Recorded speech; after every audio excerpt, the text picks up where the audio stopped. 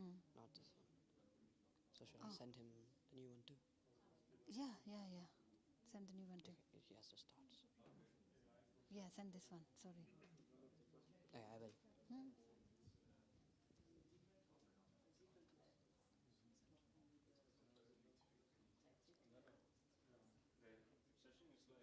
Live, yes. It's showing us that you have to approve something.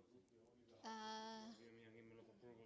Do you have a right link? I took the one from the website, I gave it to my office, and so they got. So it shows you have to approve. I don't know what that means. No. Check 1 2 check. To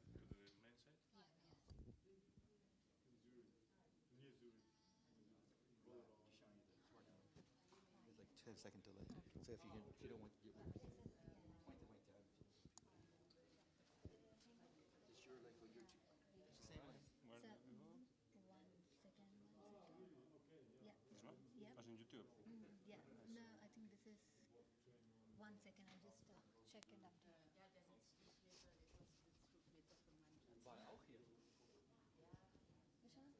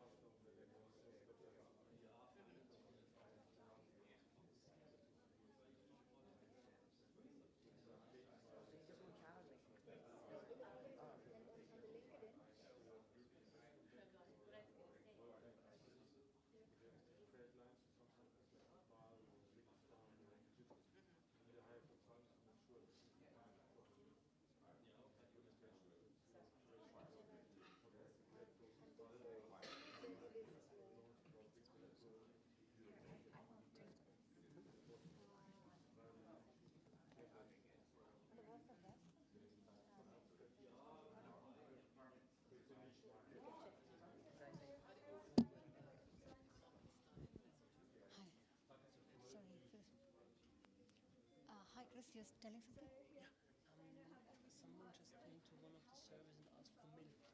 Okay. Yeah, I just wanted to ask you if it's from you or somebody No, else. no, because no. we have cream milk there. Ah, Should yeah. be enough for. No, no, not from us. Okay. Okay. If anything from us, I'll call you directly. That's all. Exactly, Like how I told Stuart. Yeah, exactly. Ask them to buy. It's okay. Yeah. They're all here in Davos having this free rest.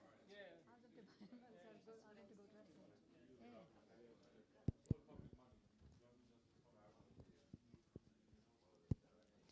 Hello. Greg, is it started? Are you ready to start? Yeah, I'm ready. I'm ready. I didn't do anything, did you? I still know. Is link working? But I go back this week. Okay. Yeah.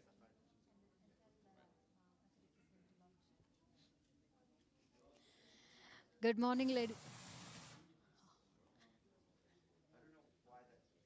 It's interfering? Sorry, just 2 more minutes. We have some issues with the speakers. Speakers.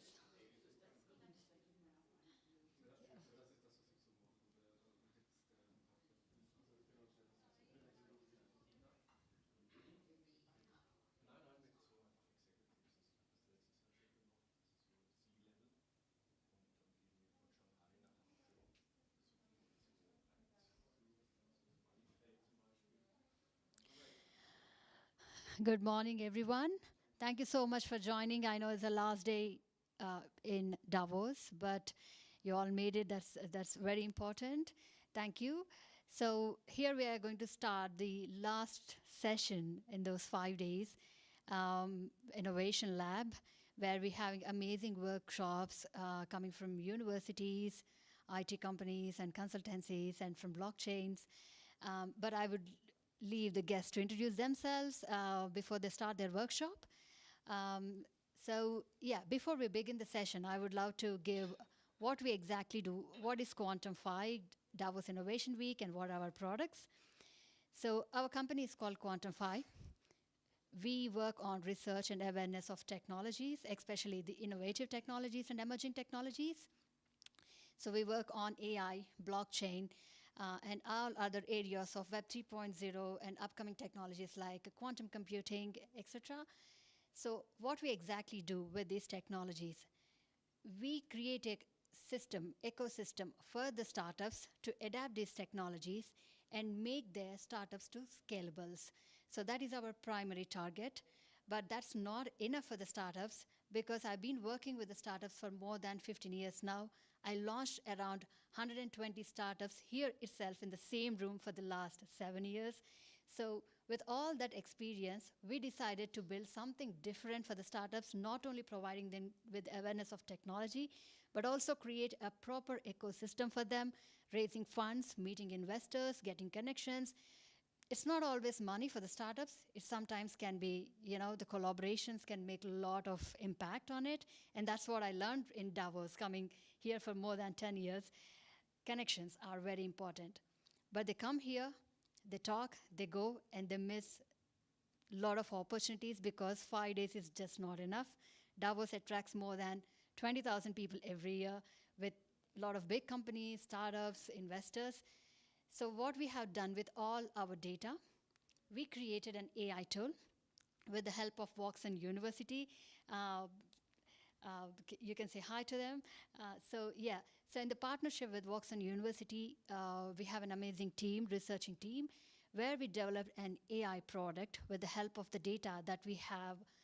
The real data, it's not any dummy data. We built with the real data with the last 10 years, like how much connections we made, how many venture capitalists we have, and how many startups looking for different type of services that they are looking for. So today I'm going to present Acidic, a product that's been developed by Quantum Phi team. So what is this Acidic do? So you can clearly see it can turn the startups into funded companies. So whenever we get any startup, with the help of AI and the data, we will make sure that what the startup is looking for, are there any gaps, and we try to connect with the right people, right venture capitalists, or right collaborator on mergers or acquisitions. What is the right step for the startups, and everything will be done by our platform automatically. So that is the main theme that we are trying to provide for the startups. And it's not only that, how they can get funded and what are the active venture capitalists, because normally they meet the venture capitalists, but sometimes even like being there, being a venture capitalist, they're not always active. So with our tool, we also make sure that what are the venture capitalists that are actively looking for what type of startups, we are happy to connect with them. Our tool will assist in every way to connecting, collaborating. They can have their live meetings, they can have, the pictures, videos, and everything to be exchanged within this tool. So currently, this is just in the alpha model. So we are building up more tools that they can use for the startups with the help of SEDIC. And soon, in the next 6 months, we are also releasing a beta version where you can have more opportunities for the startups to get funded from different venture capitalists. So yeah, so that is amazing product that being developed. And there is another product, soon my colleague and my co-founder will take over. So another product that we are building within Quantify is Assetens. It's a programmable assets platform, and I will leave it to my colleague to talk about that in the next session. So yeah, if you have any questions and want to understand more about SEDIC, you can always reach me on spandana@quantify.com, or we are also very active on davosinnovationweek.com. So whatever connections you are missing in these 5 days, we have everybody here, so you can utilize us, you can use us to get more connections even after Davos. So don't worry if you miss anyone, we are already here. So yeah, thank you so much. So reach me out, I'm here full day. If any questions or anything, just let us know. Thank you so much. So let's move on to the Innovation Lab session, which is, the first session is with, from Washington University, and I would like to welcome on the stage. Thank you so much.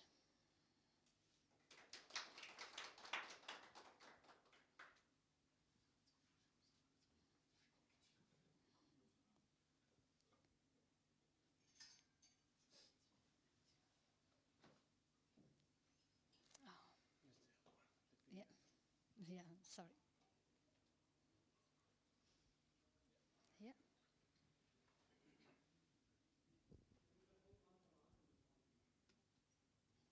Just try with the flicker.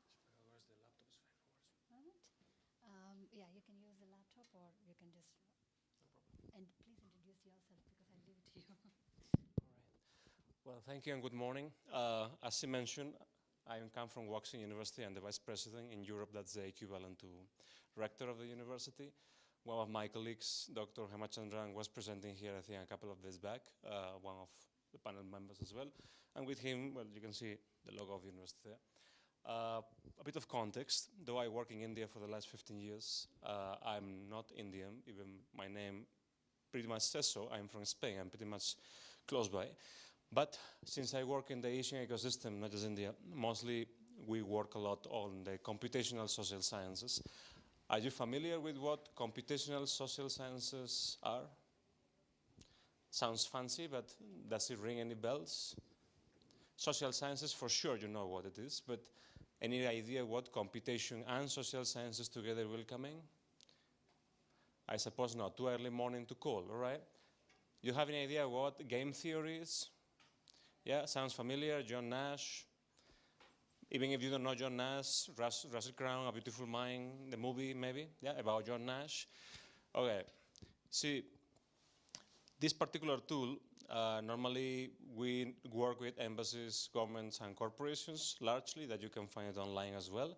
It's published, patented, so you can directly Google it and you will find the research papers in all the Scopus Q1 journals. Long story short, so you don't get confused with the maths, because there is going to be a lot of maths, unfortunately. It's a combination of game theory, selectory theory, with algebraic calculations, basically to estimate when political structures will collapse and when corporations will succeed, where they have to launch products and services and how. This is not a prototype, it's not a proof of concept, it's been deployed, it's in works, and it's already been used by various state governments in India. It's also been used internationally, including in Spain by the Spanish government. Obviously, it's not going that well because the Spanish government is pretty pathetic, but it is what it is. It has to be deployed somewhere. I will show you what it is, you will understand it. As I mentioned, it's online, you will find all the data, you will find the models. I've kept as little math as possible because I do not know who will have a large understanding of it or not. Okay, but first things first, so you don't believe that this is some sort of foolproof predictive model, which it isn't. What we actually claim and what we cannot claim, not us, not anybody else, because there are cognitive conditions that you cannot mathematically predict in human behavior, but there are a large number of them that you can. So what exactly is that we can estimate is, depending on the kind of political structure, meaning a democracy, autocracy, dictatorship, there are various accuracy systems that you can estimate whether that the structure will collapse or succeed. That's point number one. That depends on various factors, which I will show you later, and it's pretty graphic, so you will be able to see it clearly. Secondly, it depends a lot on context. What does context mean? It means the kind of quality data that you have and the kind of quality data the government or the companies produce. During our research, collecting data from several governments and public sources, we found out by doing tallying and correlation that most of the data is mainly manipulated or forged. Consequently, you have to ultimately collect primary research data in order to cross-tally it and do back propagation on that. And the third part is also depending on causality. I will show you what this means here. So the problem with political science and data science, as well as mathematical journals, when they do predictive models, which sounds very fancy, is that they miss very important aspects, which is the cognitive bias of the users, of the humans on whose you are collecting data.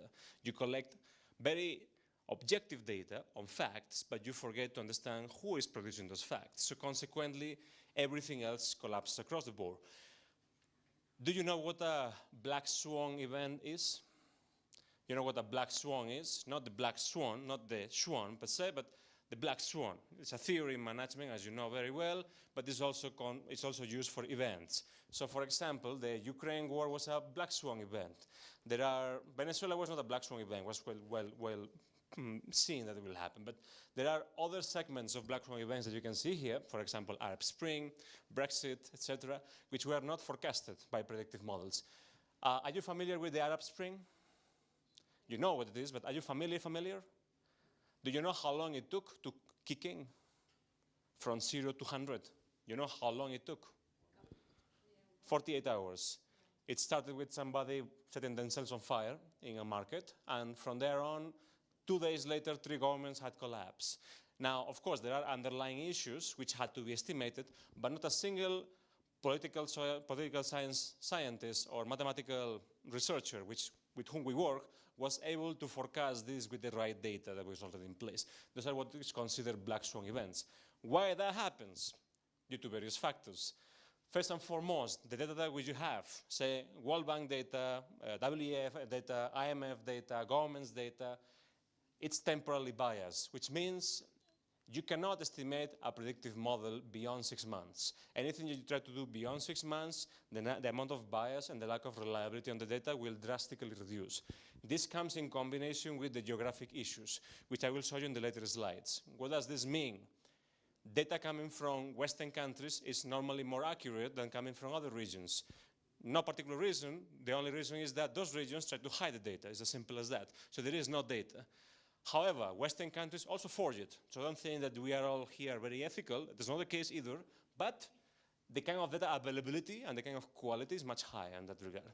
And that is, you can find it anyways, you can tally it.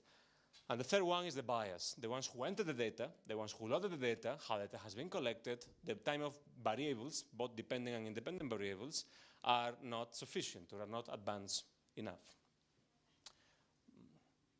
All right. So, ultimately, what we aim to forecast at the core is human rationality. Basically, measure empirically what culture is and what rationality at the human level is. Rationality across a population structure, meaning a social cluster, which is people, which you cannot do independent analysis of individuals. You have to do cluster individual analysis.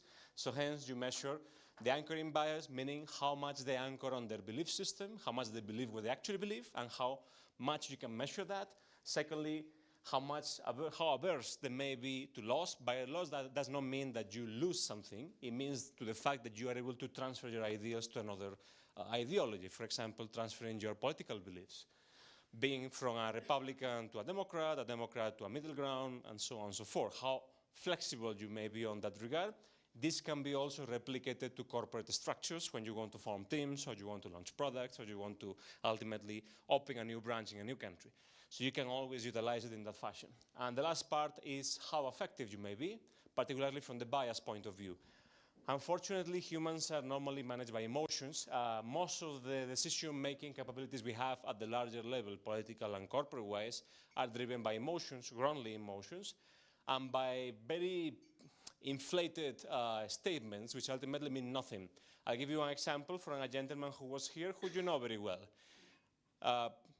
When you look at Mr. Trump, you have to look at a politician that makes sure that he will be on social media and the news daily. Saying nothing, actually, but he will be there. You know that if you pull the data, the Greenland topic has been discussed for 3.5 weeks. No decision yet. It's only gas. This is what we call ourselves the gas theory. You start throwing gas around the place. You don't see clearly through. You see something in front of you. Something is moving, but nothing is really tangibly moving. So this is what is created through social media data. That's why the data becomes biased and consequently unreliable. So you have to pull the core on what actual decisions are being taken and how. You have to let go of that very visible data that you see on the news, which are protests and quick decision-making on aspects that you think are very sudden. There is nothing sudden. Everything has been already discussed and finalized way before. In fact, there were already preludes to show you that this will happen, but you failed to see those preludes, or you did not want to see those preludes. That's why the bias comes in the picture. So the model that we have, which I'm going to show you the scheme, which is very simple to understand, and then move a little more onto the micro components.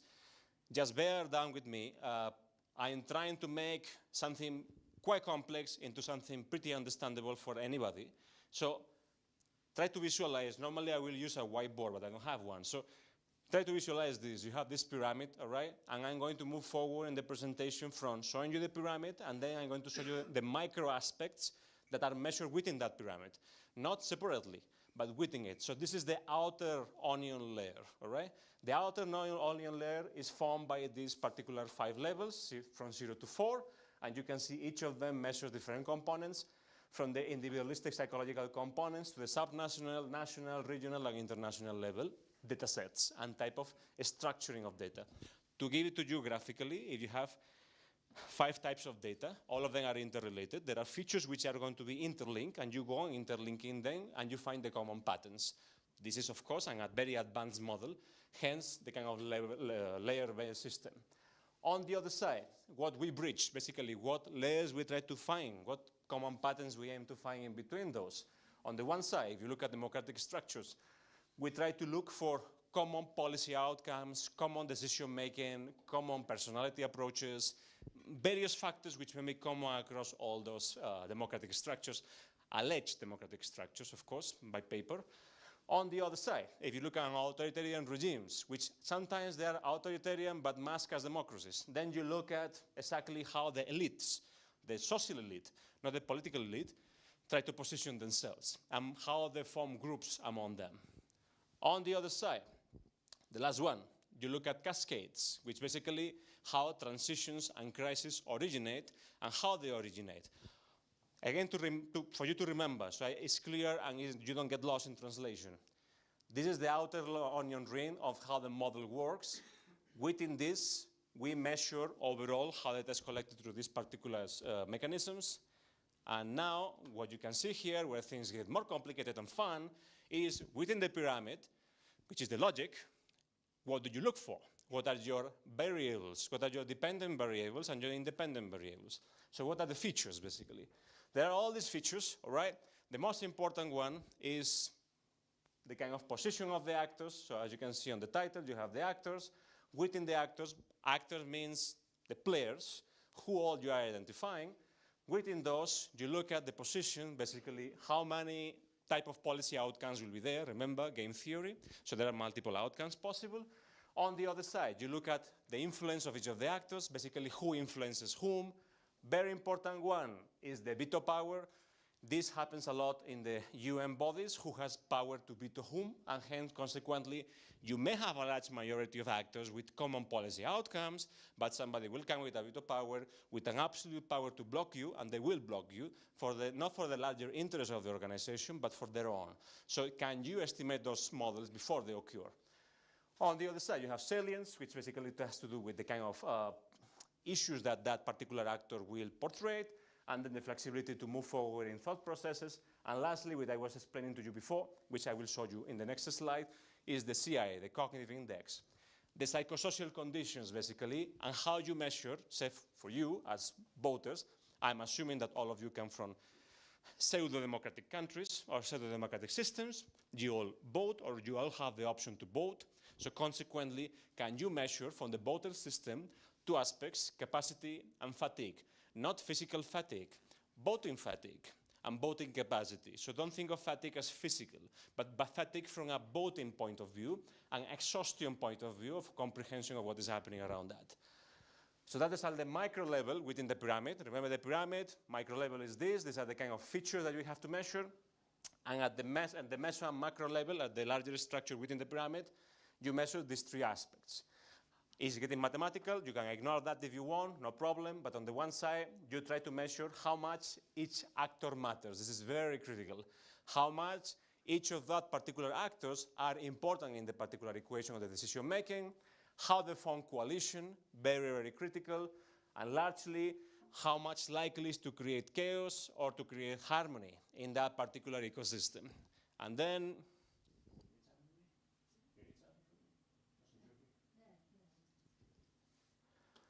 this is what the cognitive index is. Even if you ignore the maths, you can see the graph, but on the math part, I will encourage you to look at this. How you calculate the cognitive index of a particular company, a political system, a social group, is basically measuring the empirically, of course. You give features to it, the stress plus the information overload, plus time pressure, plus emotion, plus complexity divided by 5, because of the kind of nomenclature that we use. So consequently, we get a percentage. And you understand exactly, on a social group, what is the cognitive index, adaptability. In order not to complicate your minds too much, let me cycle back. The cognitive index is very important, but it's part of a larger ecosystem. Remember that. So it's not the only one. It's an important feature, but not the only one. And again, to cycle back so you are clear, pyramid level, outer onion ring, 5 levels from 0 to 4. Features to be measured within that pyramid level, all of these features. At the micro level, basically these are the essentials that you're going to measure, and at the meso and macro level, these are going to analyze through this. So for you to be clear, all of this is at the outer layer of the pyramid. This is being analyzed through this. So all of this come within this, and then comes within the pyramid structure, all right? And then the last complicated part for you, in case you are not familiar with it, is data, the kind of data which is collected and what is the quality of it.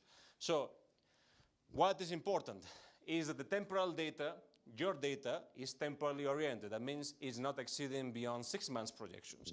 Otherwise, it's going to be lopsided, biased, and erroneous. Similarly, the geography, which I will show you in the next slide, very important because of the kind of location and the kind of data that you may get, the quality may not be sufficient. And on the other side, without stopping too much on this, how do you create a causal identification? Basically, you have to audit your own data, and lastly, you have to identify bias before it hits home for a home run, and you do ground prediction levels. So, if you do a testing model on the Iran nuclear deal, Paris Agreement, or Cold War, then you can see the kind of stability percentage that you may get, why it was not predicted beforehand, and ultimately what happens as a consequence of it. And you have some key metrics here as an example. By the way, if you want to have this presentation, I can give it to you. They also have it, so not a big deal. And I will show you the geographic issues. So you take 3 regions, Western Europe, Sub-Saharan region, and the MENA, for example. Here you can see the predictability models and how they work or don't work Why they don't work? Well, it's very simple. Because in these two regions, as you move forward, the kind of data quality, the kind of availability of data, and to some extent even whether there is data, it's quite questionable.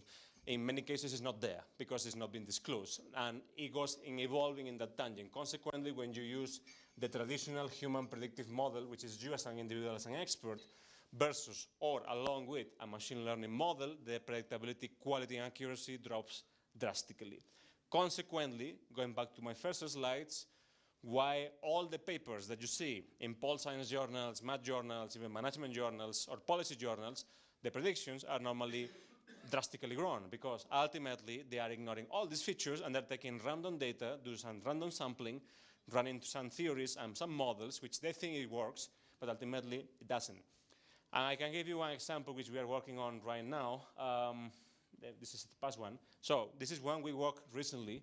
I don't know how many Indians or you have been, any of you have been to India, not the non-Indians? Anyone has been to India before? No? Apart from the Indian guys, evidently. You've been to India, all right, good. So if you don't know, you should know because it's quite interesting. But you can Google it. There is a state in India called Bihar, very important state. Very important because it's very backward, but at the same time overly populated. So it keeps a very big balance in Indian politics at the national level. In fact, mostly what will happen in Bihar is mostly what will happen at the central level. So it's very important, this state, and when we publish this, so to give you a bit of context, the state elections, not the national elections, the state elections in this state were released, the results were released in mid-November 2025. We did a predictive model and we published it in October end. We published it intentionally so people can see how you can run the model, can give you an analysis and how it's correct before even the results of the elections arise, which it was. You can find it online. Why this state is important? Because this state has a very clear characteristic which are in very few countries in the world. And it's so complex that even if you use this kind of complexity, you can almost recreate to a maximum level of accuracy in any political system globally. Why is complex? Because beyond all the earlier features of actor, temporal data, etc., which I already show you, you have aspects which are not present anywhere else. You can see it there anyways, but you have socioeconomic distributions, which are anyways in Europe too. You have religious distributions. You have ethno-linguistic distributions, which means people are also segmented by caste and language both. So it's not just by economics, it's not just by political ideals, it's also segmented by micro-components which make the predictive model much more complex to really get it straight correctly. And on the other side comes the caste party dynamics, which is even an inner, deeper layer of it. So you have to keep in mind that you have all the previous features, which about 6 of them, plus you keep on adding complexity to each of them within it. That means if you are able to get through a very accurate predictive model out of a state like this, where you have economic powers, political, caste, religion, and language as a feature of defining your ideals, then you can recreate that model in much more simpler context and much more simpler ecosystems as well. And that's why we took this example. And by the way, we estimated that a party called the BJP NDA will win, and we will by a landslide, and by consequence of it, during 3 months, the political party will be, well, basically blocked because no decisions will be taken, nothing will move, and exactly what is happening now. So exactly the same, you can find it online, and that's exactly what we estimated.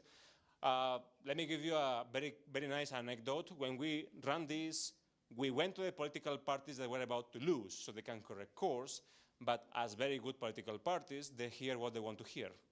However, when we work with companies, which we work a lot, especially MNCs, they want to know what will happen politically before it happens, because then they can position companies, products, and services before anybody else. So in our experience, we get much more profit from working with companies than working with governments, which is pretty ironic, but it is what it is.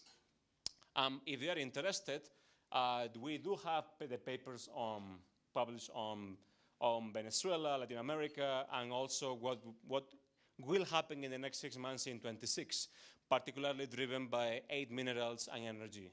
No politics, no Trump and the likes. That is all shallow, nice storylines. The actual dynamics is being driven by 8 minerals, 8 type of minerals, and 3 particular energy sources. But I will not tell you more because then you will not read it. So you can just check it online, it's available, and you can download it. It's all published, you can see it. And the last part, which I want to give you some context, so you get some, this is like sort of a summary of it, right? So data sources that you can use yourselves, which are publicly available. These two you can download, is normally done by universities, fairly unbiased to some extent. It's not complete, so you cannot take either or, you have to take all. So you take, for example, data from here for, say, political election systems, from BDEM, which is variants of democracies. You can download data from, historical data from 1960s and before, and you can do a historical analysis on the same. World Bank and IMF, well, you know why you take the data, so it's evident. And then if I want to do Indian base, I will take from the Election Commission of India. Not very accurate, but it will help me getting a local sense of things. And then, as you can see, how the model runs, which I already explained. And if you are interested and you would like to run such models, then you have a very simple structure here on what is the meaning of it and what formulas will be run independently on the model. This is now automated anyways, so it runs by itself, but this is what goes in the back end. So if you want to have this, again, feel free, they have it, I have it, it's available as well, and nothing more. I think I've tried to make high complex content in simplistic terms, but if you have any questions, please feel free to ask, and I'll answer them. Nothing else. I don't need a timer, I'm anyways before time. Yeah, you can ask questions. You need the mic, I suppose, or not require?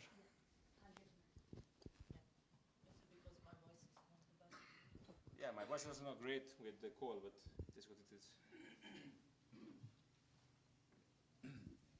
So a couple of questions about the data. First of all, in terms of historical data availability, how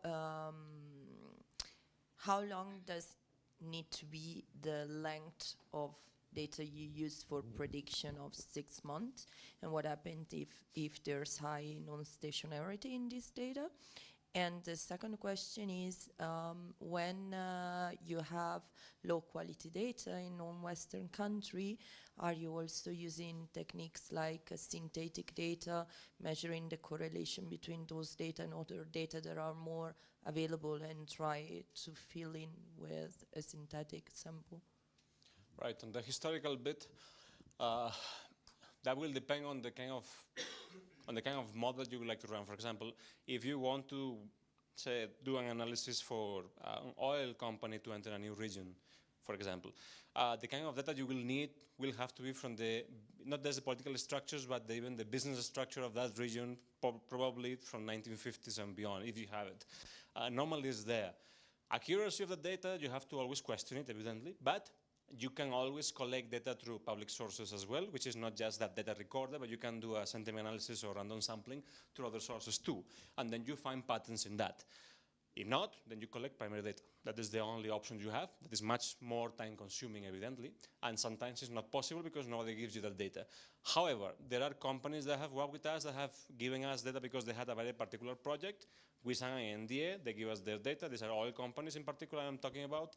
And they wanted to know various aspects. For example, if Donald Trump comes out of a climate change agreement, for example, not the Paris Agreement, any other, doesn't matter. People may think, all right, the US is coming out. They are failing to see that even if you look at the graph historically, he comes out, waits for 3 months, like warms it up, people get panicky, he launches some tariffs here and there, and then he's going to come back. You have to know when he's coming back, so you can tell that company not to sell the stocks. Hold on to the stocks, just stay put. When you do that, and you have that predictability model, then you can really issue value. But for that, you have to rely on 2 types of data. The secondary data that you may collect, or primary, and or depending on how you observe the bias of it. And your second question was on the, can you tell me? Synthetic data. Synthetic data. No, we don't fabricate the data. There is no point doing that. At best, we will work on previous predictive models that we have done in certain regions. The problem when you look at MENA sub-Saharan regions is you don't have data many times. And in any case, the best predictability models you are going to do on business, company, / product service aspects. Because politically, there is anyways no elections. So at best, you can predict a crisis. You can predict maybe a black swan event. You can estimate it, it's possible. Was Arab Spring possible to estimate? Yes. Was it estimated? No. Why? Because people never saw how the dots connected. They saw independent occurrences. That's where the problem was. If you ask me, it's quite likely that after Venezuela comes Argentina. People don't see it yet. It's cooking. It will come. I'm not saying somebody will go and chop off the head state from there, but something will come up because the situation is such that it's warming up from the bottom up. And you have to see the public dissent. That is where things start warming, and you have to collect that kind of data. You can take it from social media, you can do sentiment analysis on it, you can take from regular media, which is again biased, but you can still do cross-tallying of languages and sources, and then secondary data, and then draw conclusions out of it. But for that, that's why I mentioned, if you see on the screen, the traditional model, which is the expert doing the individualized personal analysis versus the automated model. That's why I normally recommend, yeah, you run the automated model, that's all right, but always have a person telling it. Because you have the observational aspect of it, that, yeah, this makes sense, or this does not make sense. That's where things matter. That's why I'm always very cautious when I see big forums and I see big heads of state talking big things. Because big things means nothing is actually moving. Or they have nothing to say, so they will throw something so media catches headlines. You have got enough and more examples as it is. So no need to tell you. People are talking about the Canadian Prime Minister. Yeah, all right. I mean, he did not say anything we don't know. We knew that. It's just that nobody was saying it. But they all know that. And just because somebody comes and says it does not make him a messiah. So again, if you open LinkedIn, like at least 50 people in your timeline have reposted that video, which is fine, but it's adding a level of bias to that video. It's giving a sense of self-importance which it does not have. Are you getting where I'm coming from? So if I pull the data from LinkedIn, just like this, without me understanding what the data is, then I will think, wow, this guy may have made some major policy change because based on the reactionary data. So you have to be very, very careful with that. That's why the two models are important. That's how you substitute synthetic data for other model. Yes, please. Yes, so this is very, thank you. This data is very interesting. And perhaps you've heard of the brain health economy and this movement underfoot to help people get out of their lizard brains, that overstimulated state. I'm curious to know how in certain populations, as there is a strategy to implement practices and tools to get people thinking more openly as they get out of their lizard brains with devices or tools, how you incorporate that data first on a small scale as strategic governments are considering deploying these certain sorts of modalities to then trend into some of your larger data sets. How might you do that? The first question should be, why would you want to do that? Oh, why would you want to do that?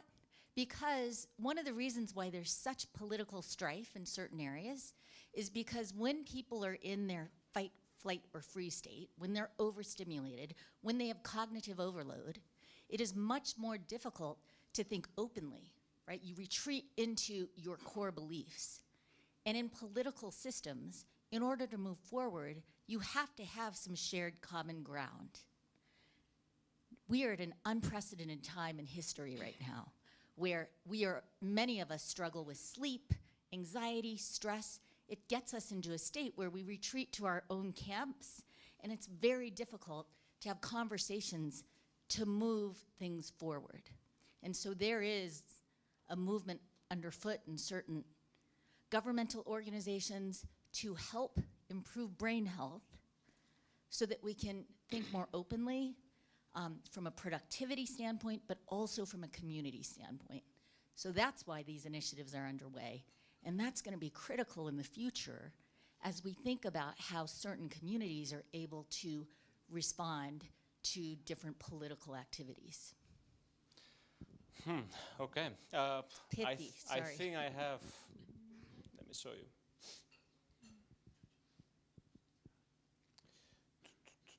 Yeah.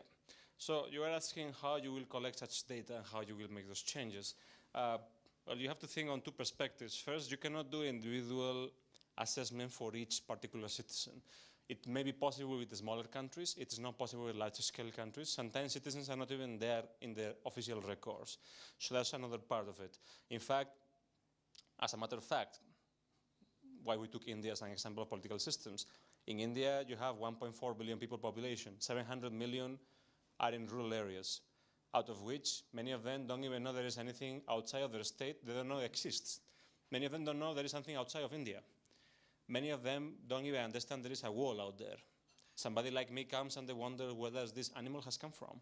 So you have to come from the understanding that not everyone is at the same cognitive level. Cognitive overload comes when there is a load. Sometimes there isn't even load in the first place.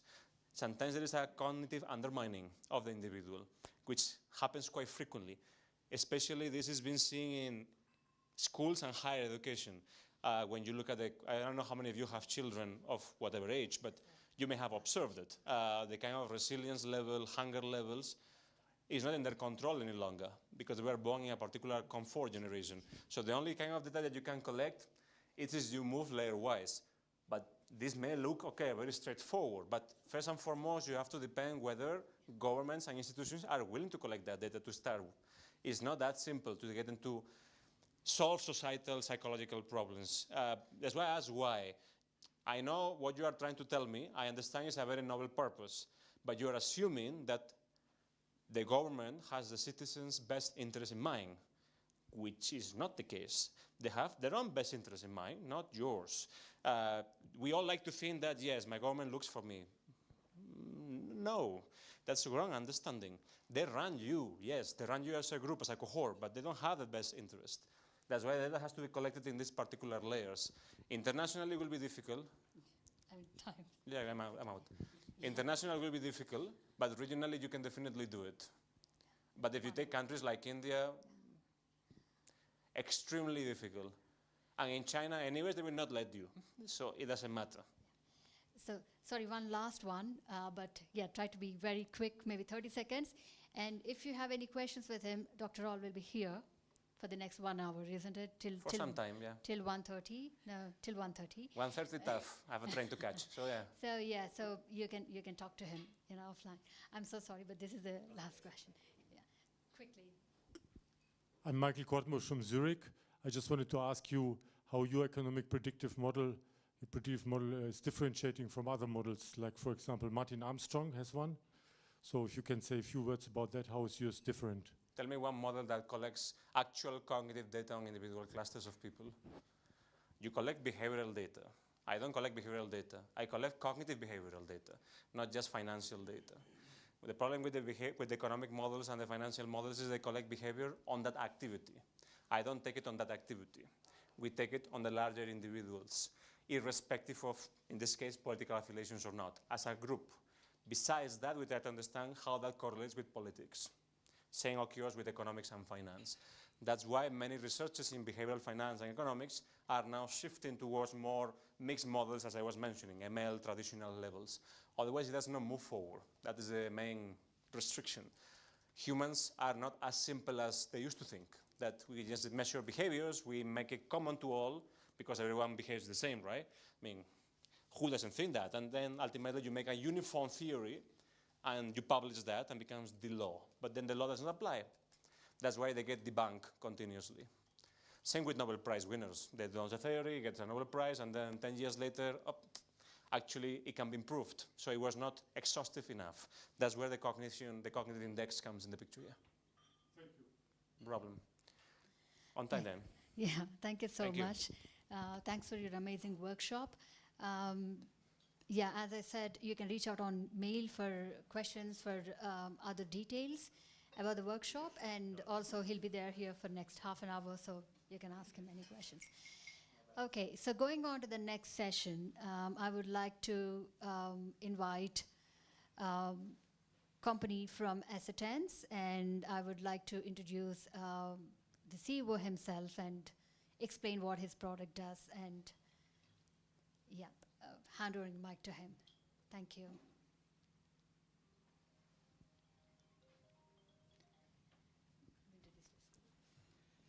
Hi, good morning, guys. My name is Sunil Kumar Moharir. the founder and CEO of Assetens. As you see the name, we heard lot things about artificial intelligence. So now we are talking about from artificial intelligence to asset intelligence, which is nothing but Assetens, in short. So far, in our financial world, what happened was, if you buy something, you just exchange your currency or you exchange your coins with only buy or pay. Sometimes you may go with the rent with some of the applications you have. So you never traded your asset on a program.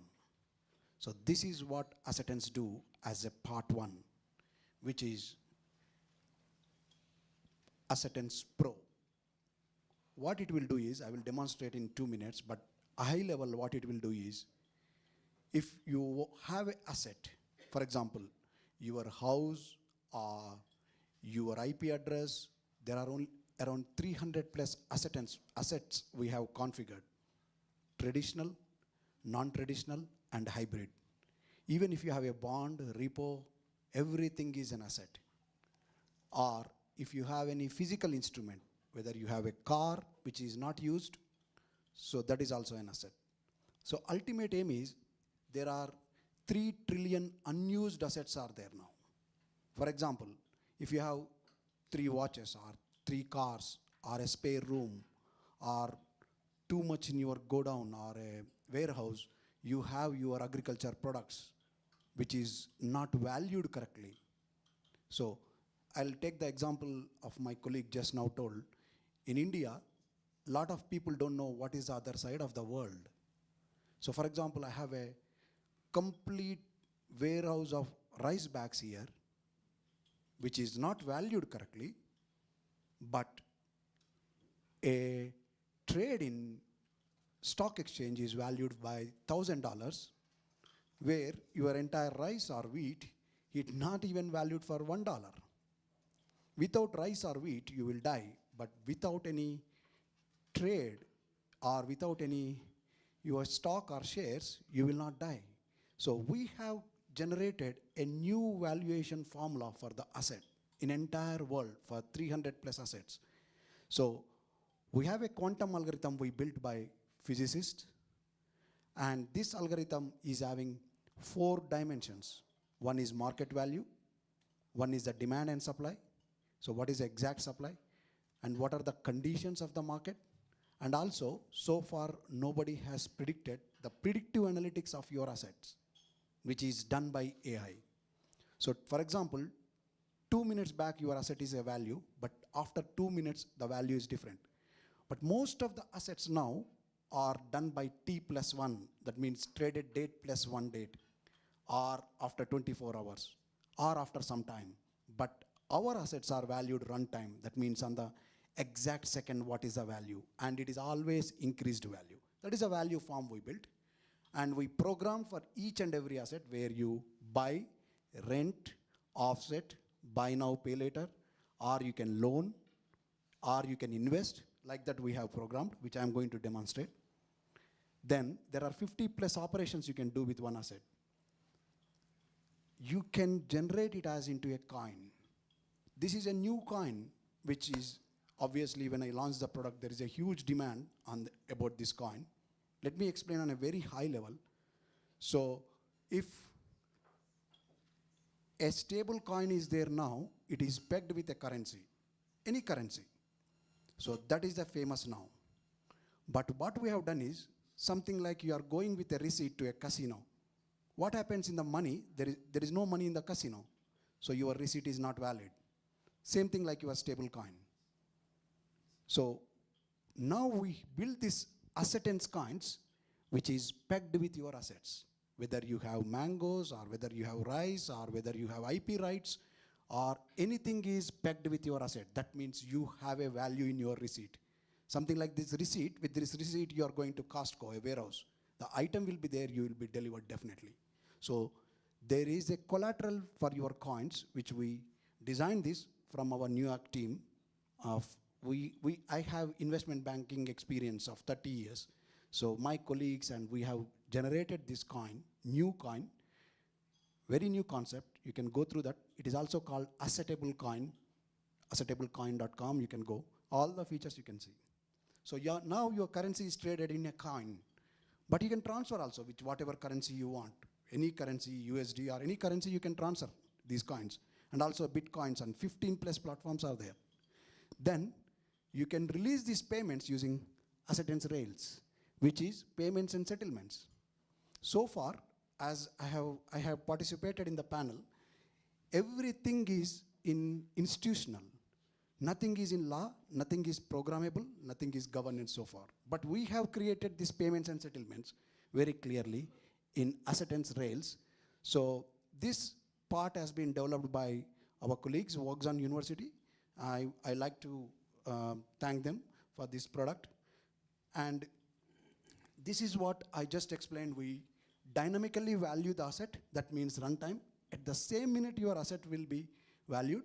All these operations are there, which I am going to demonstrate. There are pledge, loan, buy now, pay later. So that means, for example, you want to buy an asset, you can pay later. You don't need to pay straight away, because your assets are coined now. Even if you pay after 1 month, that 1 month, what is the value, we are going to reduce. So that is a new concept in finance. You can bid, you can offset, like your offset mortgage. For example, you have 100,000 savings in your market, in your saving account, but your mortgage is 200, so you are paying only for 100,000 because you are already having 100,000 in savings. That is offset. Same thing like that, the currency which I mentioned and the settlements. So going back to the next slide, the value formula just I explained. It takes market condition, market information, demand and supply. We also validate risk and the liquidity, depending upon what is your asset real value is. So this is completely a physics formula, which is newly invented. And then all these operations which I am going to demonstrate, which is the good thing is, you can swap, you can barter, you can pledge, you can loan, you can bid also, you can yield your asset, offset, which I told, reserve, invoice, tradify, issue, shield. Not only this, there are 50 plus operations are there. This is a new to financial technology, completely a new concept. And the coins, we don't peg with any currency. We peg with our own acceptance coins. And it is registered in the blockchain, whether it is rent, ex-rent, and a lot of operations are there. And also asset to asset exchange is there. And the collateral logic is built on the governance frameworks. Complete governance we followed, because I worked in governance for more than 20 plus years. And I followed all the compliance, risk, regulation, audit procedures for these coins. And also data quality I see, like TIA, CCC, timeliness, integrity, accuracy, conformability, consistency, and completeness. And also I have checked all NFR factors in my coins, so you can see. And then you can do with the acceptance rails all the payments and gateways. Let me go through one concept. Can I go to the browser? I can.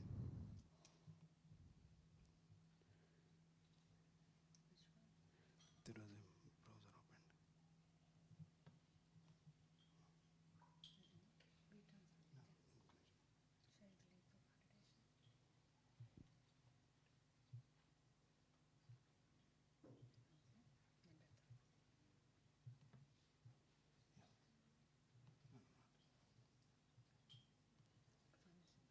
This is the dashboard where you can own your assets, where you can rent it, and you can share it.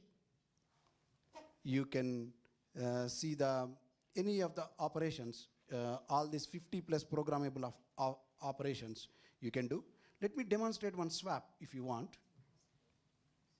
Like for example, if you want to swap your asset, like let us say organic mangoes, as we speak a lot about this, and I want to swap with some of the beach property, a real estate, and for the coins of acceptance coins of, let us assume for 500, which I want to swap, create a asset swap. Yeah, you see this blockchain address, it has created successfully. So you can swap your mangoes with a beach house using 500 acceptance coins. So that way, you can demonstrate, you can see all of these operations where programmable, all these operations, you can go through that. Then once this asset is swapped, it goes to assetable coins, which I was mentioning. So you have a trading platform which we have created completely a new exchange to exchange these coins. So you can go through, and also value stabilization, we access this, tokenize your asset management, multi-asset collateralization management, investment platform we have created. All your assets are now in your acceptance coins. You can go through all the products we have. We have all the features in the acceptance platform.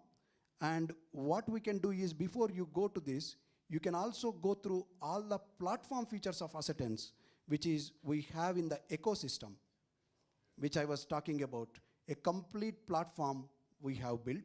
One is like a treasury we have done, unique assets we can build, all the operations, swaps, and also tokenization. And you can see all asset life cycles. We have created asset wallet here. These all features are very unique feature to the financial world, which is with a lot of experience we built in New York. Asset DEX also there, which is a complete new data exchange, which I'm talking to a few governments to create this. And also the Oracle network we have created. DeFi protocol we have created. Proof of value also we have created, because we need to show if your asset is valued this much. For example, if I have a watch, for example, what is the value of it? I need to give a proof. So I give a receipt of 1,200 pounds of this watch, but today the value of this asset is 1,500. That will be calculated by our value form. So that is the one other protocol you can see. You can see there are nearly 120 plus operations dashboards we have done. So there is a quantum shells also there, where you can buy the quantum shells, and there are a lot of integration and AI analytics platforms. You can go through each and every ecosystem. And also we have futures. All the features are built in our acceptance, where you can go through each and every section, like strategic platform feature, and you can compare with a lot of other coins also, other things you can compare. And also you have specialized dashboards, which is a complete financial framework of my 30 years of experience, and reporting and analytics dashboards are there. For example, hedge dashboard you want to see, you can go here. So these are all ecosystems and features you need to log in, and you can go through this. Once this is done, you can clearly go to all of these sections into acceptance coins. So you can go with XOF, XSwap, XShell, XMod, and XEquity, which is all your coins, which is the protocols we have used, and XGovernance, which we are talking about. Then the last and not least, the final thing is acceptance rails. So where once you have created these coins, you need to pay somewhere, whether you can exchange with the currency, or you can exchange with your any of the Bitcoins or anything. You can go to acceptance rails here, and it is an individual platform. If you don't want to come as acceptance coins also, directly you can create your own products like Bridgify and payment links we have. We have webhook and multi-coin support, including BRICS coins. It is not registered, but we have already set up our procedures. We just need a link once they have the complete governance. So like that cross-border rails also there, and we have Bitcoins, and any of the way wallet pay you can pay. So you can go through the complete ecosystem, which we have designed here. And also there is a very clear explanation about our dashboard, and ecosystem is also there. So complete end-to-end platform we built. This is again, you can see there are few products which around here you can see our 13 products has been built by our colleagues from Waukegan University, which we have just presented, Mr. Shivam and Samir and Pankaj, and this team is fantastic. And I really like to thank this young team to deliver in very quickly. And also we have a team in London which already built by Assetens Rails other products as well, Assetens Coins other products like ecosystem. So please go through. There is a fact section is there. Any doubts are there, and we can you can have more information on these platforms. Any quick questions if you don't mind asking? Yeah. So conscious of time, just one question for Sunil Kumar.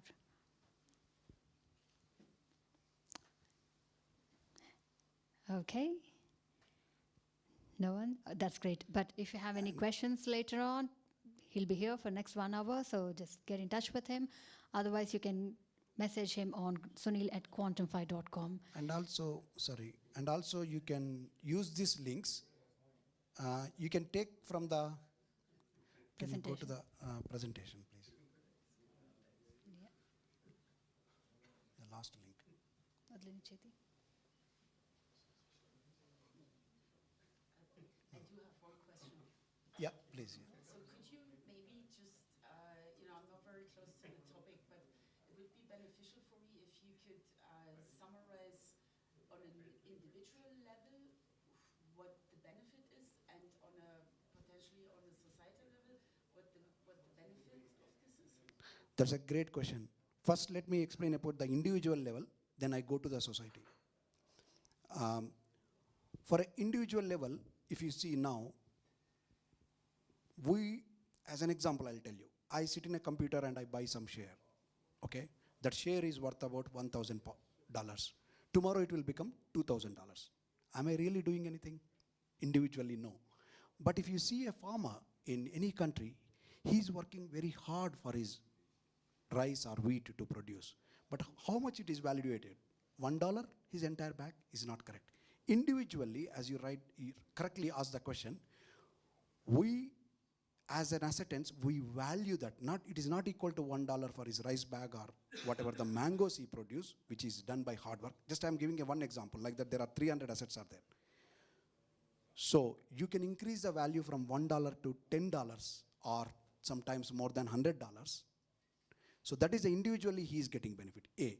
B, even I bought the share for 1,000 pounds, it may be less also, because all the market calculations are not dynamically calculated. Even the reconciliation, if you go, it will go to the institutional level. So individually as a trade broker or anyone, I'm buying the trades also, I'm getting benefited because our value form is there, and also you can program also. I don't need to buy the shares now. You can buy later, buy now, pay later, and all other programmable. That is individually. For the society, which is a great question, that is the whole concept of Assetens. Because everybody need to get rich. If you see my presentation on my previous day, so the example we are giving is everybody need to drive Ferrari. So the concept of the society is not only the assets, we have inheritance, and we have, if you see the socio coins we have created. So how it is going to get benefits. As an example, I'll tell you, one kid who is under 16, she's very talented in football, but she never been recognized. So if you go to our shield coins, her talent is recognized in the shield coins, which is a sports coin, and that coins is keep on increasing depending upon her performance. So like that in society, the sports is increasing, and also the social concept is increasing with our coins. You can go through all the coins which I demonstrated in the Assetens coins. That's a great question. Thank you. So you can take these links on my barcode. This is my website, and this is my LinkedIn profile. Obviously, we are looking for the more investors, as there is a huge response is there. We welcome the investors to expand our teams, and also the regulation license we are applying in many countries. So that's the reason we need main investors, and also there is a 8 trillion estimations are there for entire assets, and there is a yield of at least 10 to 15% is there. So in short, that is a result. Thank you. Thank you so much. Thank you, Sunil. Yeah. Thank you, guys. So this is the last session for today, and also for the entire week of Davos Innovation Week. So I would like to welcome from IMT Solutions to talk about on their last workshop about, designing trusted global innovation and systems. Thank you. I'm handovering to the team of IMT Solutions, and yeah, they'll take it from there. We need to do a bit of. Of course. I will set this up. So it's a Word document, isn't it? You want to run from your vision? Yeah.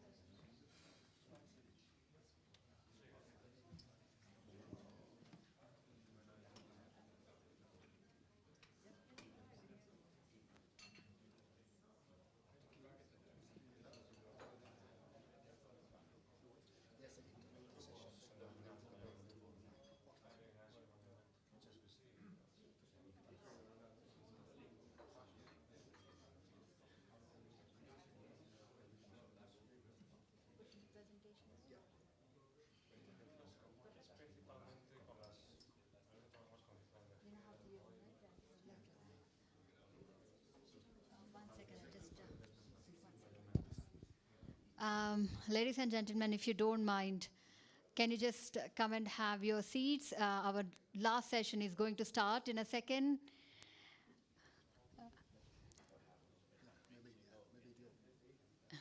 Sorry.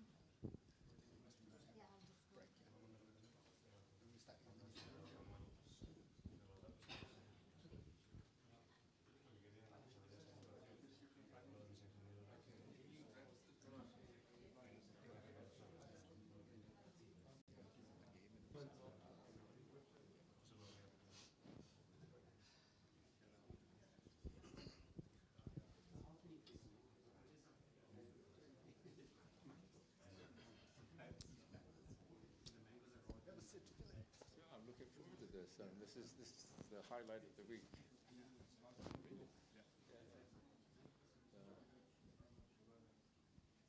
Thanks for getting our logo on there. That's cool. As a member, I have to promote. Yeah. So, do you want me to ask any questions? Yeah. Any specific questions you'd like me to ask? I can feed them. Yeah, right. Yeah.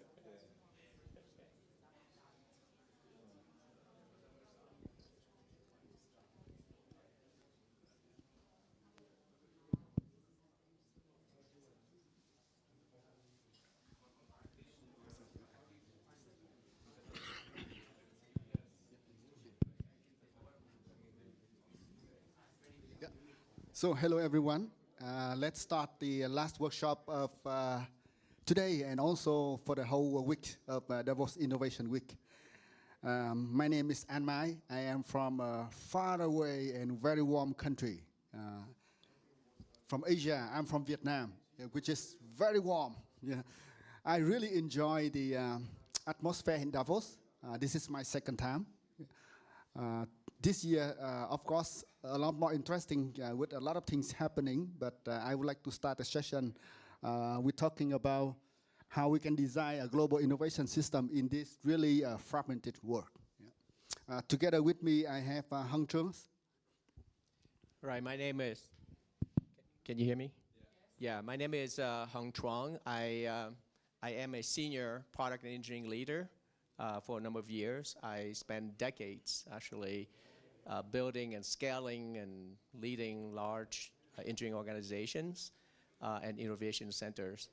So I'm hoping that this session will allow us, and particularly leaders in this room, to design innovation centers in a scalable way in a more fragmented world, risk-constrained world, and particularly for SMBs, success is very critical because failure would actually be very, very costly. So that's the session is all about. Similarly about myself, I spent my early career in Silicon Valley and also in Canada, working mainly for as an R&D engineer, a couple of projects for telco companies and and then I moved back to Vietnam. My expertise falling into building the innovation services center for enterprise. I also invest a lot into AIs. Besides IMT solution, which is we call us as a innovation enabler. From Vietnam, we have office in the U.S., in Vietnam, and also in Southeast Asia, like Singapore and Japan as well. Besides that, I also serve as a chairman of the board of a public listed company in Vietnam, where we focus on data center and also smart mobility as well. So let's start the session today. Hung, maybe can you start with this? All right, okay, I'll do that. I just wanted to share with you my experience. I spent a lot of time with large companies in the past. I was working for Nortel, Alcatel, and then after that, Hewlett-Packard. But recently, in the last 5 years, I joined a startup company. That startup company is called Ubico. We went public about 2 years ago. So I actually have a variety of experience in terms of leading small as well as large organizations.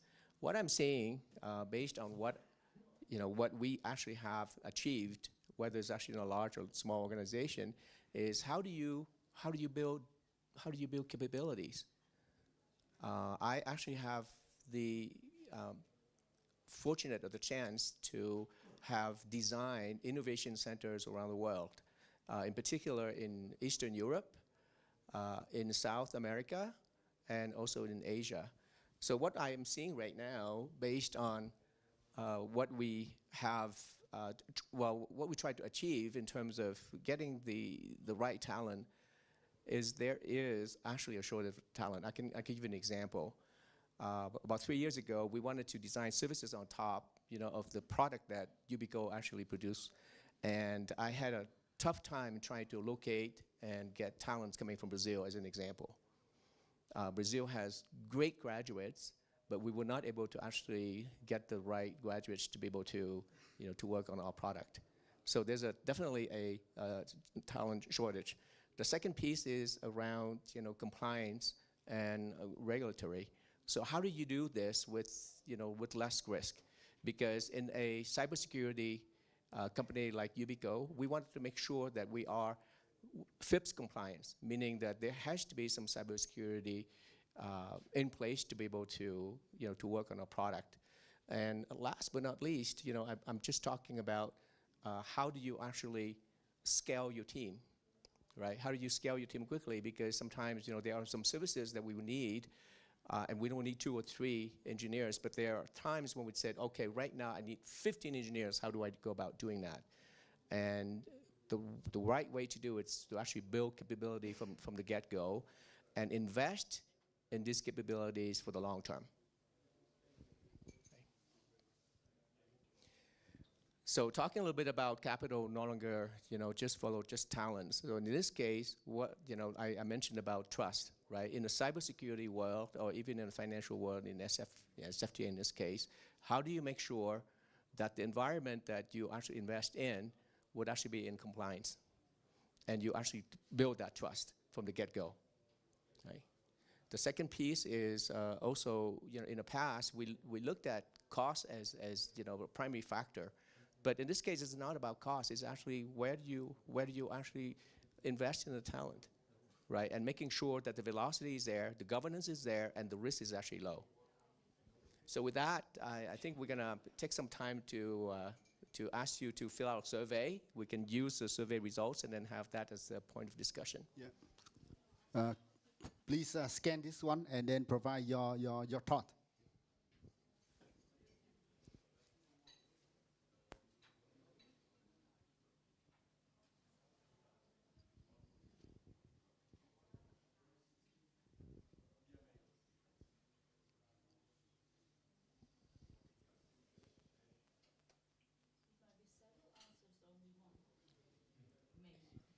One or two, multiple choice. Yes, yeah. We would love this sessions to be interactive, because we like to get your feedback as well in terms of what do you see out there, right? In terms of right, yeah, yeah. There's no answer for all. I forgot to mention to you where I'm located. I'm actually located in Silicon Valley today. I lived in San Jose, which is the capital of Silicon Valley, and have reconnected back with An. Yeah. We have a long relationship. He actually hired me when I first graduated from the school. You know, he hired me into one of his projects.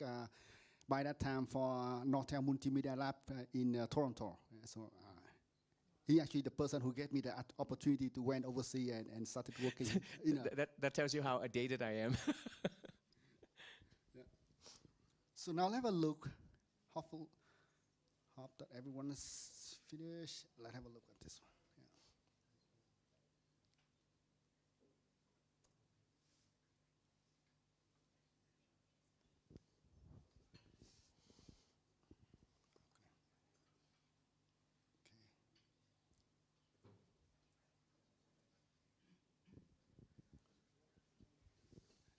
Here is what we have. Look at this. Yeah. Wow, quite distributed equally.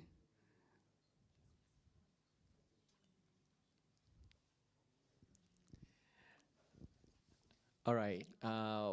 We're gonna go with the top one is access to capital and funding cycles. You know, from my perspective, coming from the startup world, you know, of just a few years ago, the first thing that the venture capitalists would ask you is, do you actually have more than just one locations to be able to scale quickly, right? Do you have some, you know, local teams? Engineering is not a support function anymore. It is a core function to be able to, you know, to actually achieve what you wanted to achieve. So the first thing they're going to ask is, do you actually have a global engineering capability strategy? So from this perspective, access to capital and funding would actually go hand in hand with where your resources is going to be, because resources is the most expensive, you know, in a startup environment. The second piece I see here is actually talent, velocity, and geopolitical, and uncertainties. Yeah, that's a great question. So when you say talent, velocity, and retention, what do you mean by that when you vote talent, velocity, and retention?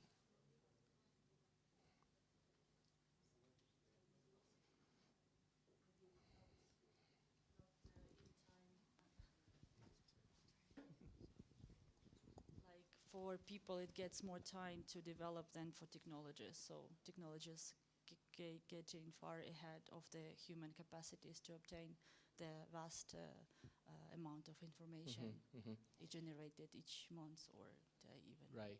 So for me, it's velocity in this case is the ability to develop features and functionalities very quickly, and you have the skill sets to be able to do that. So that's the question, how the question was phrased. So how do you turn around and do your development, do your feature development and all that stuff very quickly, right? So you have people, like for example, in my case, I actually had a team in Silicon Valley developing all these functionalities. When they go to bed at night, the team in Vietnam would actually takes it over and do all the QA, and then, you know, that's how we actually get to 24. So velocity would actually be very good. Retention-wise, I actually haven't seen any attrition, at least, you know, not in the low-cost geographies, but mostly in high-cost geographies, you know, particularly in Silicon Valley, when, you know, they have a lot more opportunities. Okay. Do you wanna take it over? Yep. Okay.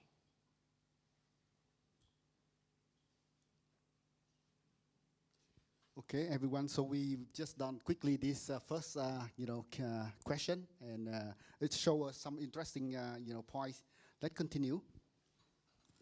So this is I started by a book. There's a book just introduced early this year. The author is quite new, but I found it's very interesting because it's mentioned about innovation, geography innovation. You know, basically, the point here is that is no longer innovation will be associated with one single location. You know, it has to be multiple location. That's a very important point. Then the second point, and I like the word system. So basically, the leader would not ask the question, should I go to this market or should I enter the other market? But they should ask the question that, what kind of system we should rely on if things go wrong. And we've seen through that one during the COVID time, the logistic supply chain system broken down, right? So this has become the question that the current leader have to ask every day. And the book also somewhat try to create, look for different story around the world, from India, from Southeast Asia, from Vietnam, from other locations, to try to provide us some of the answer for this one. One of the story he shares that, like, for example, NVIDIA also they actually set up the third R&D center. So this is a second R&D center outside United States. The first one in Taiwan and the second one in Vietnam, just for the chip design system. Right? So from signal to decision, the number of signals that we can see here is that this is what the leader observed, and this is the proof, the evidence that you can see. But the most important is the decision. Right? Basically, as we can see, and we talked earlier, the capital just not following in the place that has a lower cost only. Lower cost is still important, but cost is no longer the only thing that can trigger things. But about governance, about compliance, about the trust are the most important factor. And last but not least, only when the people see that you can scale the business without breaking down the trust, without breaking down the governance system, the regulation, then this is when the capitals start flowing in.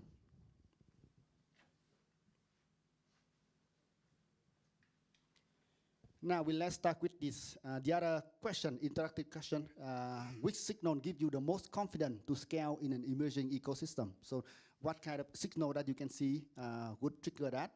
We have A, B, C, D, E, and please scan this QR.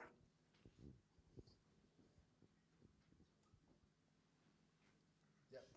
I need everyone to use the cell phone again. Thank you.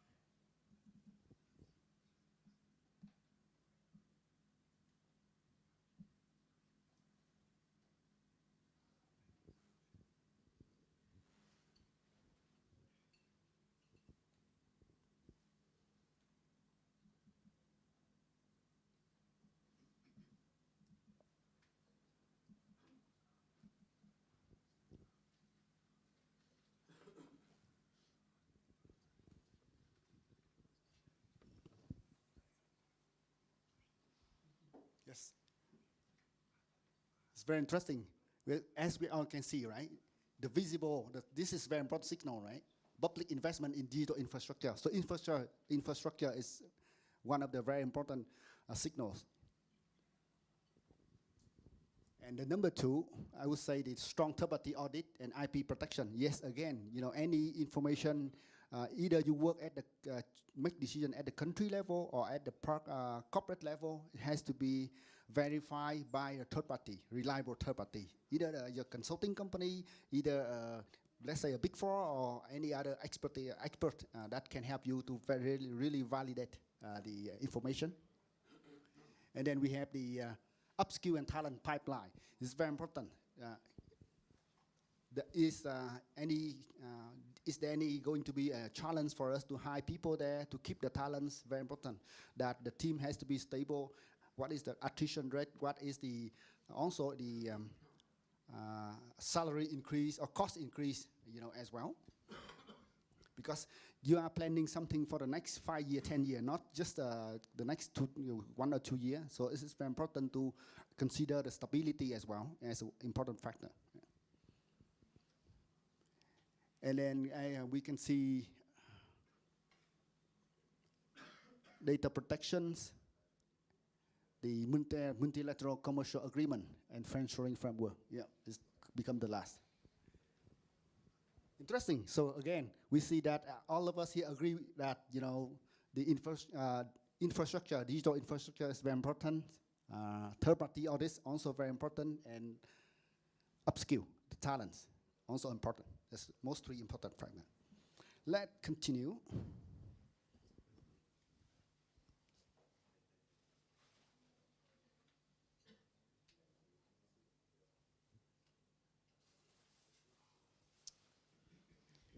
So just picking up on what Ant just said, how do you actually map your risk when you initiate a program or project in a global scale?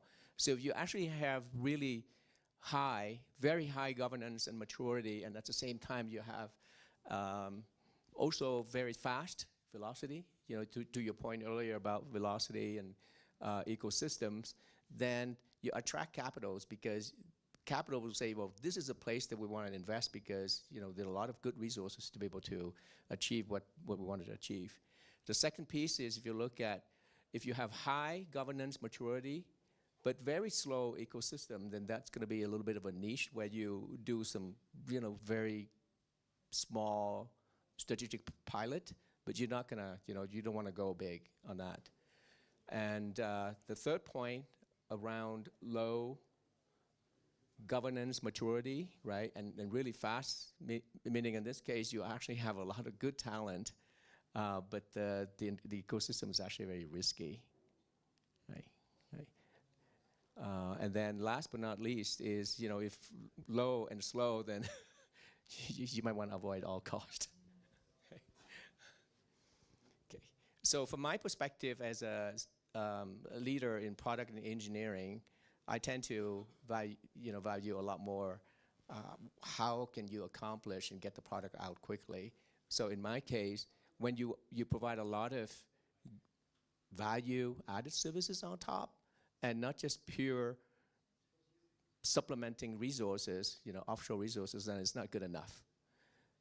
To Ann's point earlier around systems, they own the systems. So in this case, it's complete ownership and responsibility, accountability for those systems, as opposed to just, doing the task, executing the task, and yada, yada, yada, right? And then they would actually be part of the extended team to execute on the 3-year or 5-year product roadmap. Right? They completely embedded it into the engineering and product organization. And last but not least, in this case, is the evidence of readiness. So usually when I start with a new team, just like any team, whether it's actually in Europe or in North America, you still have to test them out a little bit, right? Are they ready? So you do a little bit of pilot before you actually give them the entire system to own. I hope that makes sense. I mean, if you have any questions, please let me know. Okay. In this particular slide, I just wanted to give you an example. Ubico has a cybersecurity product, which is a hardware. And what we wanted to do is add a lot more services on top of it. We had a large team, 30 to 40 engineers working on the services, and then we want to get into a new, I would call it a new product and offerings. And it's a platform. It's a digital identity platform. Unfortunately, we just don't have enough resources to go around. So what do? We can go to Brazil, we go to Vietnam, we go to any places. But the problem that we're seeing is that from a time to market perspective, it's actually very, very slow to get there. So what I've done is actually looking at 3 different things. When you do digital identity platform, you need to have identification verification. It's called IDV. The second piece is actually a policy engine. And last but not least is actually a mobile application, is to be able to use it to prove that you are who you say you are. So what I've done in this case is to actually use a system integrator, IP co-development, advanced engineering to achieve that. And that's the IDV piece of it. Right. There's 3 vendors that are very, very early in their journey.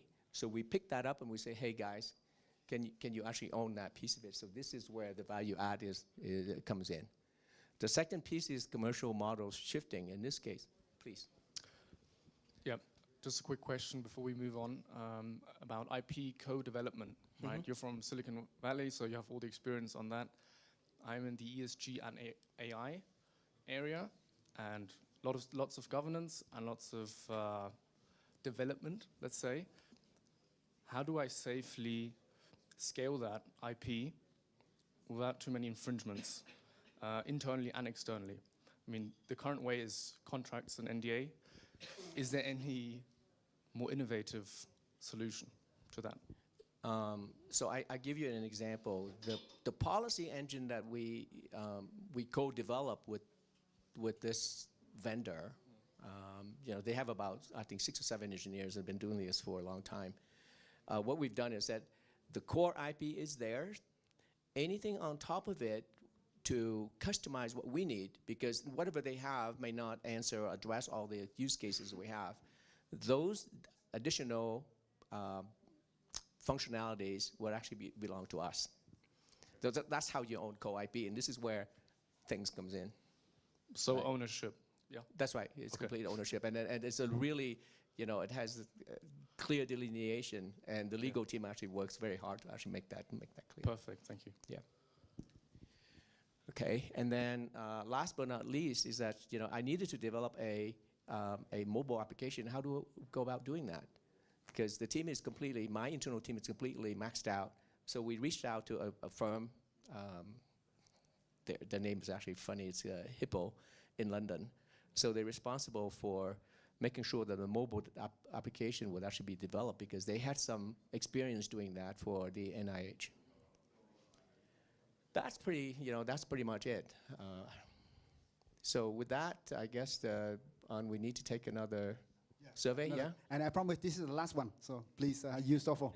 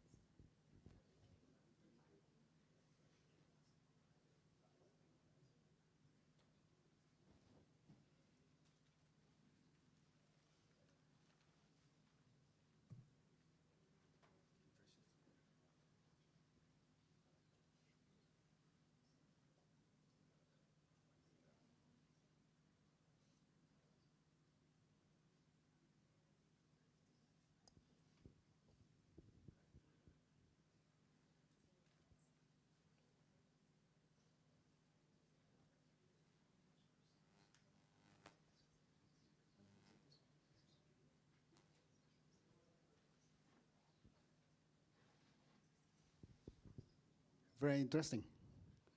I didn't know that, you know, the Southeast Asia and Eastern Europe are, you know, equally, you know, being considered by the audience.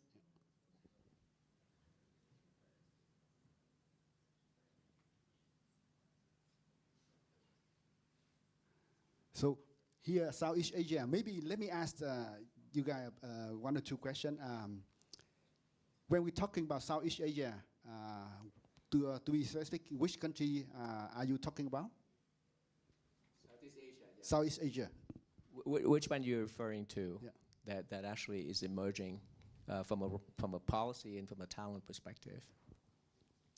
Indonesia. Indonesia. Okay. Indonesia. Yes. Okay. That's it? Any other? No. So I guess not a lot of people in this room actually know about the, you know, other countries around. Singapore as well, Malaysia as well, and also about Eastern Europe. When we talk about the let's say the nearshore location for you, which country are you talking about? Romania. Romania, yes. Moldova, Moldova, and Armenia. Yes. Armenia as well. Okay, okay, interesting. Yeah, because I built a team when I was in HB that went from 20 to 120 people in Cluj, Romania. Definitely, a lot of talents there. Yeah, 3 universities. Okay. So, but very interesting, Hung, because this means that the awareness of Southeast Asia has been increased. Yeah. That's one thing. The second thing is that even we're talking about one location, one area like Southeast Asia or even Eastern Europe, there are a number of choices for you to consider as well. Yes. Let's feedback.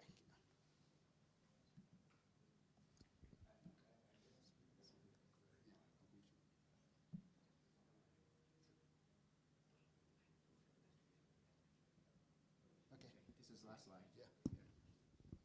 Yeah. So closing the presentation, I just wanted to share with you that what we need to do. There's 5 things that we should consider when looking at global innovation centers. Right. The first thing is looking at the talent pool. Right. Where's the talent pool? How is it going to grow over time, and yada yada yada. The second piece is around capabilities, the maturity, the ability to actually step up and do system ownership and so on and so forth. Number 3 is operating compatibility, the ability for that pool of talents to be able to work with teams around the world. The 4th thing is around risk, compliance, and all those things. And the 5th thing is continue to invest in the infrastructure. So those are the 5 things that you should consider when you're looking at Global Innovation Center. That is pretty much it, from concluding the presentation, and we're open for Q&As at this point. Thank you.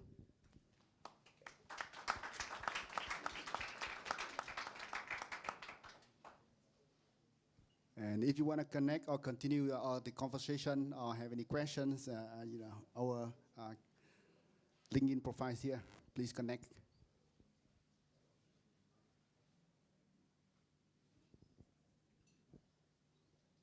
You must be hungry for lunch. No questions.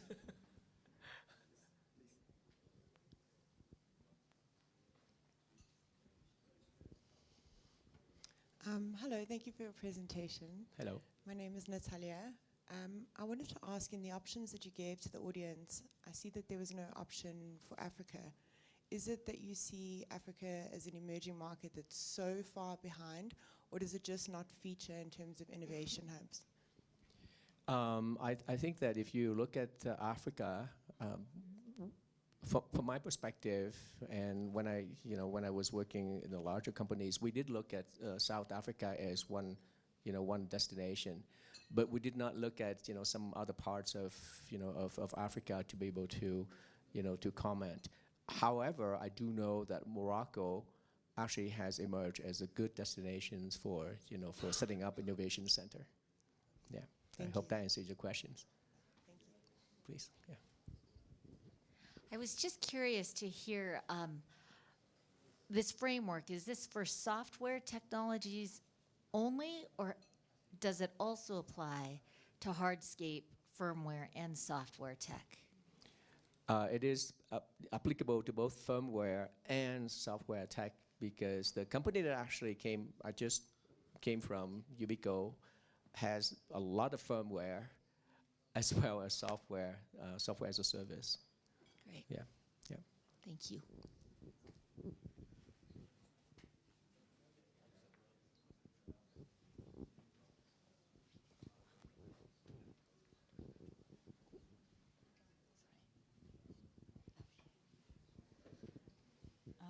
I have a small question about Ukrainian talents and projects which are going on still, despite of war in the country many years. And now is very popular and trending topic is investments to rebuild Ukraine already. Like, what could you provide some of your insights about this, and how Ukrainian projects, not depending on investments, could scale on this situation? Difficult, apparently. Thank you. I actually still have a team in Ukraine working on web development. Yes, they actually moved from the southern part of the country, and they migrated up to Kiev. Lot of the team members there, about 5 of them actually moved from Odessa right up to Kiev area. I still think that the talent is tremendous in Ukraine. I think that you have a lot of potential. The thing is, there's still a risk, because at one point there was a recommendation to me to buy a company in Ukraine, about 10 or 12 engineers. But it's really risky for us, as a cybersecurity company, to actually go in there, right, at this point. So unless the war actually stops, people get really nervous about investing heavily. We like to. I like to tell the other story that we actually have a partner in Ukraine. Kharkiv, right? So when the war happened, one day I got a message from the friend. Then he said that, and you guys need to keep the lights going on, because now the whole Ukraine team have to shut down. We're gonna on the move. Right? So in next couple of days, the team in Vietnam actually representing the company and continue the lives for that. So that falling back to the point that I like to emphasize that now you need to have to design your own R&D capacity as a system, so that when something go wrong, there's another thing can continue to pick up and continue their business. Otherwise, you will be very facing a lot of challenge in this fragmented world today. Thank you. Any more questions? Thanks a lot, Spandana. Thank you. But if you still have any questions later on, because sometimes it happens to be you get idea when everything is finished, you can still get in touch with him, Mr. Hunk, or you can contact me. I can arrange some type of connection, or I can arrange some meeting with them. So yeah, thank you so much. Thanks for being here. And that's how we close our Davos Innovation Week. I would like to call upon stage my team, Mr. Sarva, Jarek Sarva, and Mr. Philip. Is he here? Philip. Yeah. This is our last session, and we are finished. And I would like to invite you on stage to thank everyone. And introduce my team here. So yeah, Philip and Jarek are from SFTA. We are both coasting together for the last 7 years. So yeah, amazing team, and we keep on going with Davos Innovation Week. And I would like to introduce my co-founder, Sunil Kumar, on the stage as well. So thank you, guys. Thanks for joining here. And we've already introduced next dates. That is 18 to 22nd, 2027. So yeah, it's 1 year, but it's not too far, trust me. So get in touch with me for next year plans, and I'm always here to help you. Okay, thank you so much. And I'm handovering to Philip to talk about our partnership, and thanks, guys. Thank you. Thank you, Spandana. So this would not be happening without Spandana and Sunil's initiative back in 2019. I was fortunate enough to contact them early on, and I spoke at the first event in this hotel. We were then, I think, on the 3rd floor. Yeah. And it was a great experience. So I said, okay, let's do this every year, and we'll get the association, the Swiss FinTech Association, to sponsor the Davos Innovation Awards, which we've been doing ever since. It's always an exciting time to be here in Davos, because so much is happening, and particularly this year, it's kind of scaled up even by Davos standards. So we're happy to continue this activity. Just as a little story, on Wednesday we had the Innovation Awards, and we presented them, and the room was packed, and everybody's waiting for the announcements. And there was 2 startups from Dublin, and we hadn't had from Ireland in all of these years. We did have somebody from Greenland this year, which was great. And they were very pleased. I then went to the station to go back to Cloisters and bumped into them on the train. And we're sort of packed, sort of thousands of people trying to get out of Davos. And they were just over the moon. They were thrilled. They never imagined when they contacted myself and I introduced to Spandana that they would end up traveling all the way from Dublin just to speak for 8 to 10 minutes, and that it would generate such a result that will change their life. They said, by the time we get back to Dublin, we're going to be on the front pages of the newspapers. And it's just transformational. And that's the sort of satisfaction, the pleasure that we get, that we bring people to Davos. It can be changing for them.